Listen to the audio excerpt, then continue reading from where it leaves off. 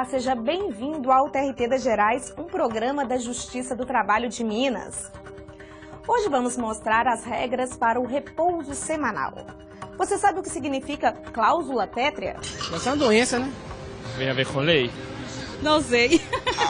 Novos desembargadores tomam posse no TRT de Minas. E no quadro Nas Horas Vagas, você vai conhecer um servidor que também é escritor.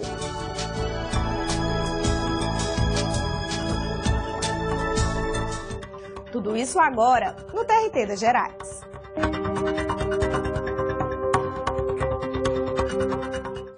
Quase todo mundo trabalha esperando aquele descanso no final de semana. Mas e quando a empresa não pode parar no sábado e nem no domingo? Como fica o repouso do trabalhador? Quem mostra pra gente é o repórter André Salles. A jornalista Ana Clara já perdeu as contas de quantos domingos teve que passar trabalhando na redação do jornal. Isso sem contar os dias seguidos de trabalho. Só que há 2 anos, a empresa se adequou e garantiu um dia de descanso a cada 6 trabalhados. O nosso plantão costuma ser geralmente 2 por 1, né? A gente trabalha geralmente 2 plantões no final de semana. E é sempre sábado e o domingo. Mas todas as vezes que a gente trabalha o domingo, a gente tem que ganhar uma folga durante a semana. Até pra gente não emendar, né? Não ficar, acumular assim, 20 dias direto, 10 dias direto. Segundo a orientação jurisprudencial 410 do Tribunal Superior do Trabalho, o empregado tem que folgar após ter trabalhado 6 dias consecutivos, sob pena de pagamento em dobro. Se constatada esse tipo de situação, ao final do mês, aquele sétimo tem que se apurar o trabalho no 7º dia. Se houve trabalho no 7º dia, a empresa tem que calcular aquele 7º dia para efeito de pagamento em dobro. Ou seja, a empresa tem que pagar o 7º dia trabalhado em dobro, independentemente de dar uma folga para compensar em outro dia da semana. Para este advogado, o entendimento representa um problema prático para micro e pequenas empresas que funcionam todos os dias. Estas empresas têm adotado uma escala de folgas alternadas, na qual o empregado que folgou em um domingo trabalhe 13 dias seguidos com a folga seguinte caindo em um sábado. Mas esta prática viola a orientação do TST, mesmo que o trabalhador tenha folgado uma vez em cada semana. O grande problema consiste no revezamento dos dias de descanso. A partir do momento que as empresas, de forma a não prejudicar um ou outro trabalhador, e faz o rodízio nos dias de descanso, após 7 semanas, o que acontece? O rodízio, aquele que estava recebendo o dia de descanso na segunda-feira, ele vai então ter direito ao dia de descanso lá no domingo, da outra semana. E, consequentemente, o interstício de tempo entre um dia de descanso e outro fica superior a 7 dias. Apesar desse problema, o entendimento jurisprudencial tem prevalecido e cabe à empresa adequar as escalas. Esse tipo de comércio, esse tipo de atividade, por exemplo, rodoviários, empresas de transporte de passageiros, empresas de comércio que funcionam aos domingos, como restaurantes, supermercados, padarias, clubes, cinemas, tem que fazer uma escala de trabalho de tal forma que não haja trabalho durante 7 dias consecutivos ou 7 dias seguidos haja trabalho. Além da obrigatoriedade de concessão da folga após o 6º dia trabalhado, a lei prevê prazos para que o repouso seja dado aos domingos. O empregado, num período de 4 semanas, tem que ter um domingo, um descanso semanal remunerado coincidindo com o domingo no período máximo de 4 semanas. Agora é hora do quadro Que é isso? Você sabe o que significa cláusula pétrea? Que isso? Que é isso? Que é isso? Que é isso? Que é isso? Que é isso? Você sabe o que é cláusula pétrea? Ah, não faço, não imagino de jeito nenhum. Essa é uma doença, né? Vem a ver com lei? Não sei. Pedra? O que é isso? Cláusula que não pode ser modificada mediante emenda constitucional.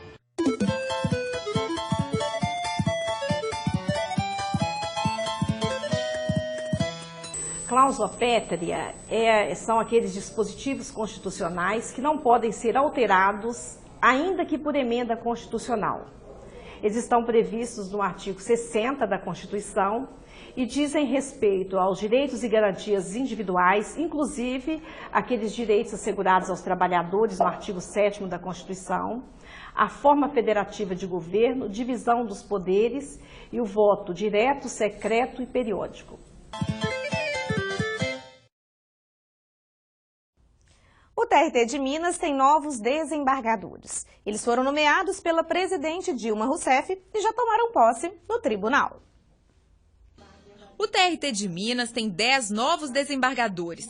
Eles ocupam vagas dos desembargadores José Miguel de Campos e Paulo Cifuentes Costa, que se aposentaram, e do desembargador Bolívar Viegas Peixoto, que faleceu em 2013, além de 7 vagas criadas pela Lei 12.616 de 2012.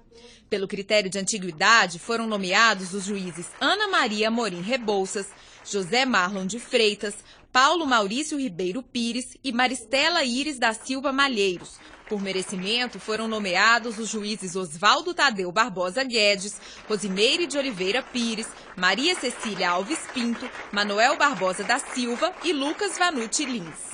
A advogada Paula Oliveira Cantelli foi nomeada pelo 5º Constitucional em vaga destinada à OAB. Os desembargadores foram indicados em listas múltiplas aprovadas pelo Tribunal Pleno em outubro do ano passado. Eles foram empossados pela presidente do TRT de Minas, desembargadora Maria Laura Franco Lima de Faria. Guimarães Rosa disse que a alegria só acontece em raros momentos de distração. Não se sabe o que fazer para produzi-la, mas basta que ela brilhe de vez em quando para que o mundo fique leve e luminoso. Magistrados, servidores e familiares prestigiaram a posse, realizada no gabinete da presidência.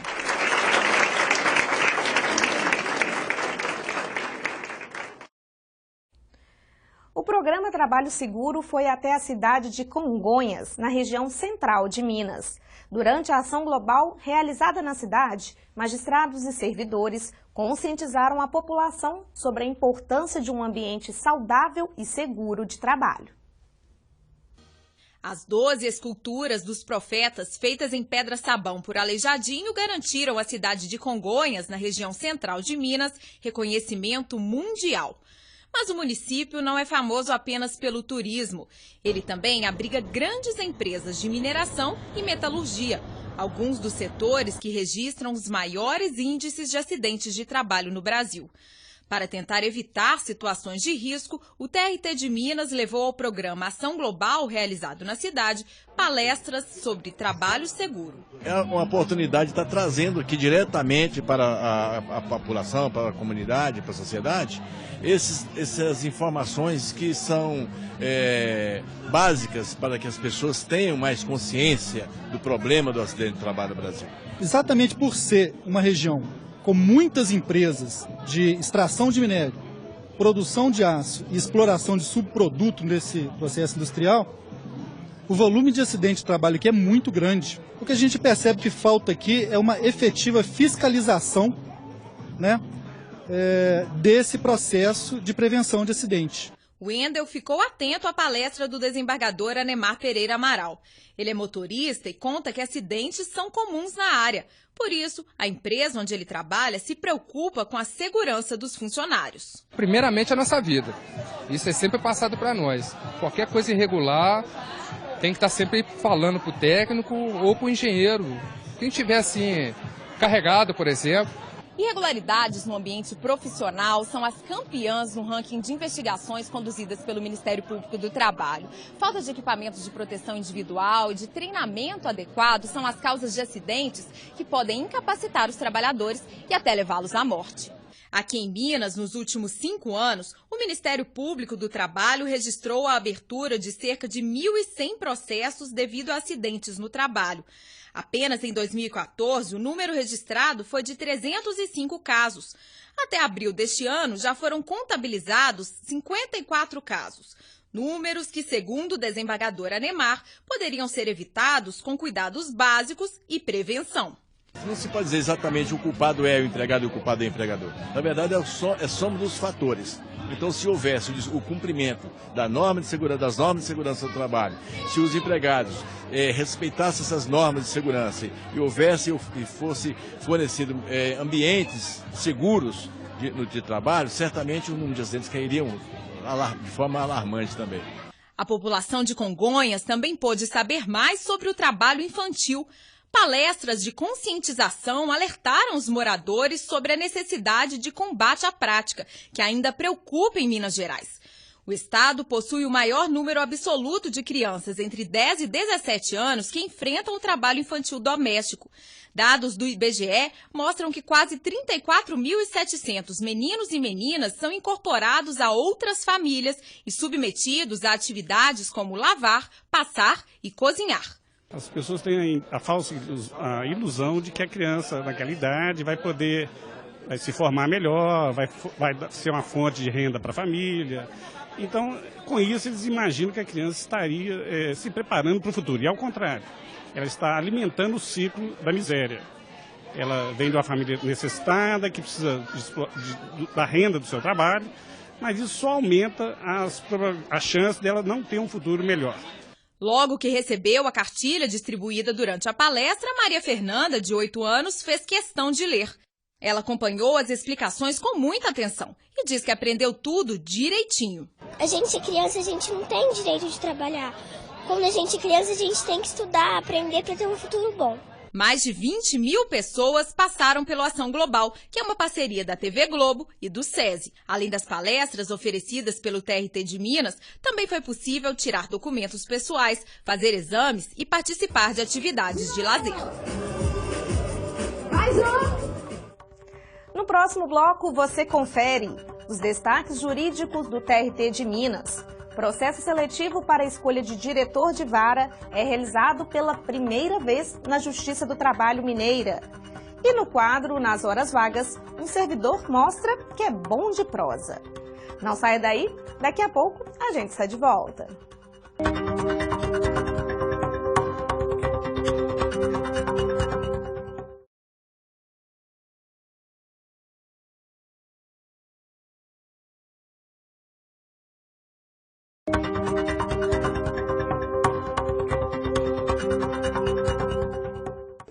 Estamos de volta com o TRT das Gerais. Veja agora as decisões da Justiça do Trabalho de Minas, com Natália Pacheco.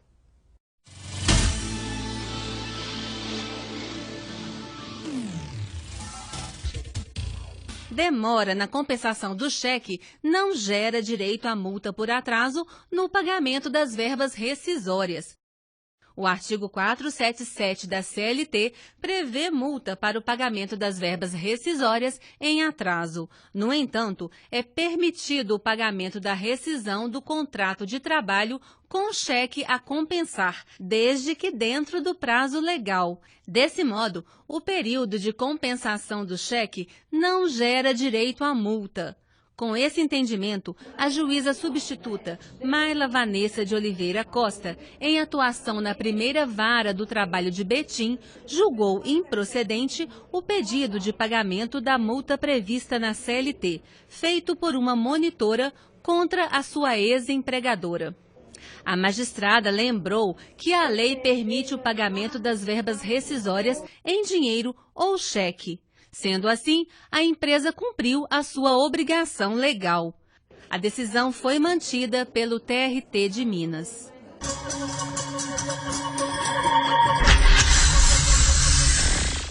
A Vara do Trabalho de Ouro Preto tem novo diretor, ou melhor, diretora. Pela primeira vez no TRT de Minas, foi realizado um processo seletivo para o preenchimento desta vaga. E para ficar em primeiro lugar, era preciso ter várias qualidades. Veja na reportagem de Adriana Santos. Lúcia Pardo trabalha na Justiça do Trabalho de Minas há 22 anos. Ela foi transferida de Araguari para ser a primeira diretora da Vara do Trabalho de Ouro Preto, por meio do processo seletivo interno. Conforme você vai passando os anos, que você trabalha numa secretaria, você vai fazendo todas as funções e tal, aí fica faltando alguma coisa, né? E lá em Araguari tem diretores ótimos e tal, então Eu falei assim, bom, é a minha chance de eu tentar. Eu acho, assim, eu achava que eu tinha condições. Então, eu falei assim, então é a minha chance de eu tentar, fazer a inscrição e tentar, e vamos ver o que vai dar, né? A nova diretora reconhece que possui as qualidades profissionais e pessoais necessárias para o cargo e que o processo seletivo é uma ferramenta democrática de gestão. Eu senti valorizada, que eu poderia me inscrever e ela fazer essa seleção, e você, quando você aceita, você sente realmente, sabe, nossa, me reconheceram, entendeu? É esse reconhecimento mesmo que a gente tem nesse processo. Colegas de trabalho ficaram entusiasmados com a iniciativa e aprovaram a escolha da nova diretora. Tivemos uma alegria muito grande, porque até então no tribunal não havia esse tipo de seleção para diretor.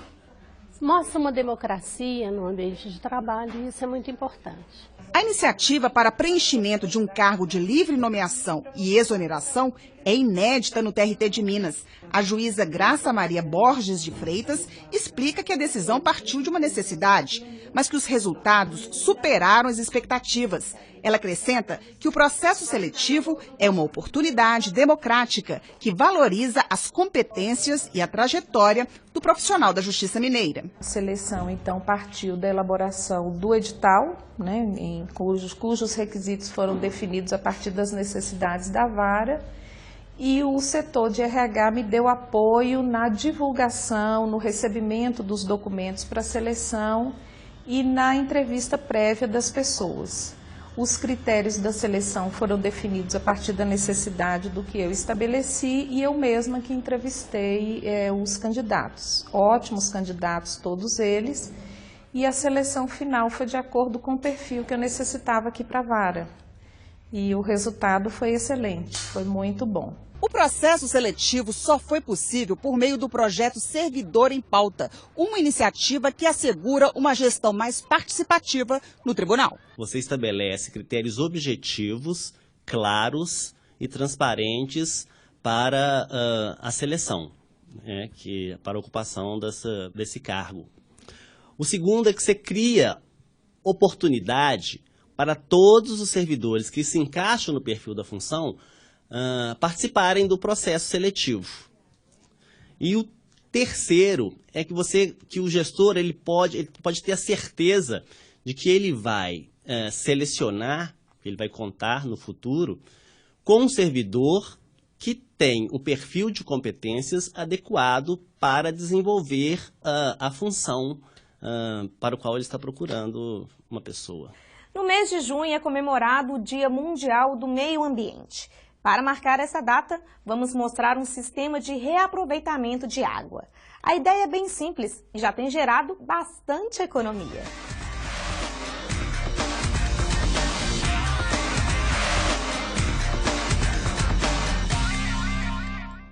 O sistema de reaproveitamento da água foi montado no quintal da Casa de Pedro, localizada em Contagem, na região metropolitana de Belo Horizonte. Tudo começou com os tambores para armazenamento da água utilizada na máquina de lavar. Mas o que me gerou iluminou para a ideia em si, foi minha mãe, que ela já economizava a água da máquina, aproveitava em torno de 40%. Eu pensei, vamos otimizar esse sistema. Aí se fomos otimizando para armazenar a água da máquina em uma bombona de 200 litros, posteriormente outra bombona. Aí eu comecei a coletar água da chuva, em questão de economizar, até mesmo em sobrevivência da espécie. Para captar a água da chuva, o telhado foi adaptado, assim como o encanamento. Tudo vai parar em uma caixa de gordura preenchida com um pano de prato, uma rede de piscina e brita. O material faz a filtragem para retirar os resíduos da água. Tudo é armazenado em uma caixa d'água e até em uma piscina e serve para tarefas diárias, como regar as plantas e a limpeza. O sistema a gente capta a água da chuva que vem do telhado, passado por uma triagem, ou seja, 80 litros da água, primeiramente da chuva, que é água suja, a gente descarta ela no sistema automático, a demais água é mandada por um filtro com a caixa de gordura, que é feito com brita, rede de piscina e pano, e mandada para a caixa d'água. Posteriormente, uma tubulação que alimenta a máquina de lavar, a torneira para lavar vasilha e um reservatório que pode ser utilizado tanto para a água da chuva como para a água da máquina de lavar. O investimento no sistema foi inferior a R$ 1.000 e a economia tem chegado a R$ 100 nos meses mais chuvosos. A preservação do meio ambiente, associada à economia, incentiva Pedro a pensar em novas soluções. Nós já estamos planejando tanto sistema de água como de energia, de modo de otimizar o que nós já temos e economizar mais. Quem sabe chegar um dia, ou seja, pode ser até uma utopia, não ser escravo nem da CEMIG nem da Copasa. E o Bombeiro Civil garante, o sistema é muito simples para ser montado em casa. Ele é um sistema simples. Apesar do que pareça, se for olhar bem, é um sistema bem simples, qualquer um consegue fazer em casa. Se todo mundo fizer um pouquinho, a gente economiza bastante, ainda consegue ficar muito tempo nesse mundo ainda. E agora é hora do quadro Nas Horas Vagas. Nosso entrevistado é um servidor do TRT de Minas que aproveita o tempo livre para se dedicar à literatura. O gosto pelas letras já resultou em prêmios literários e na participação em 3 livros. E os planos do servidor não param por aqui.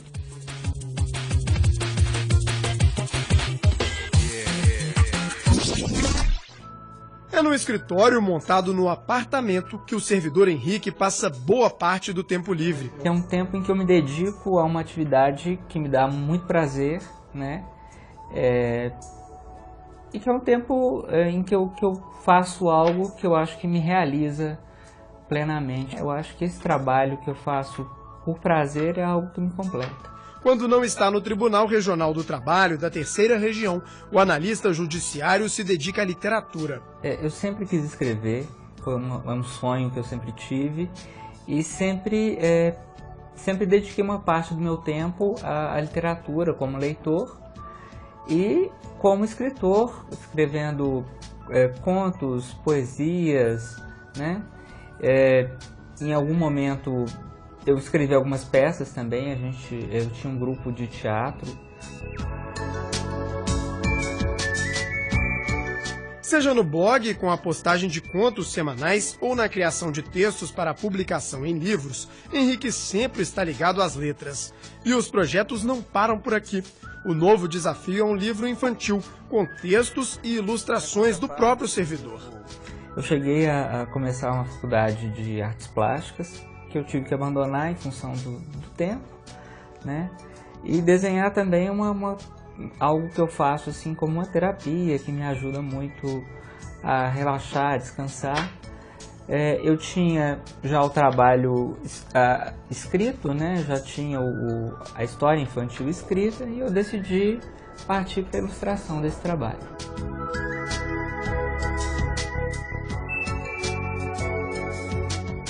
A atividade extra já rendeu bons resultados. Já foram 3 contos premiados. Os textos integram livros. Segundo o analista judiciário, lotado no setor de recursos humanos, a escrita nas horas livres facilita o trabalho diário.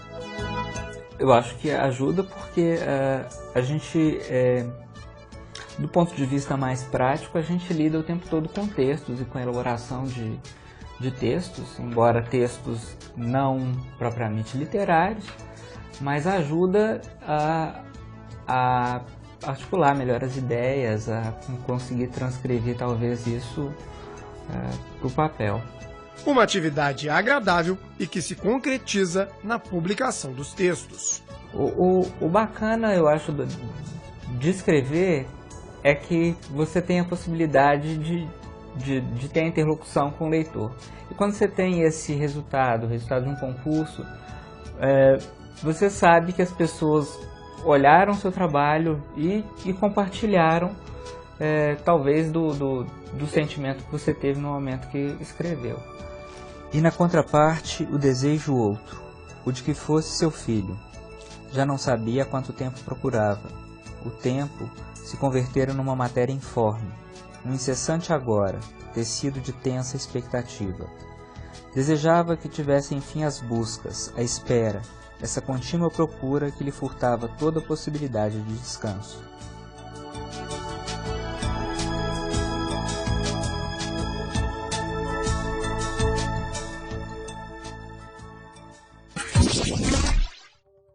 O TRT das Gerais fica por aqui. Assista a reprise deste programa toda terça e quinta-feira, às 10 horas da noite. E sexta-feira, às 10h30 da manhã, aqui mesmo na TV Justiça. Você também pode acessar a nossa programação no site trt3.jus.br. Estamos também no YouTube, Facebook e no Twitter. Semana que vem a gente volta com mais notícias de Minas. Até lá!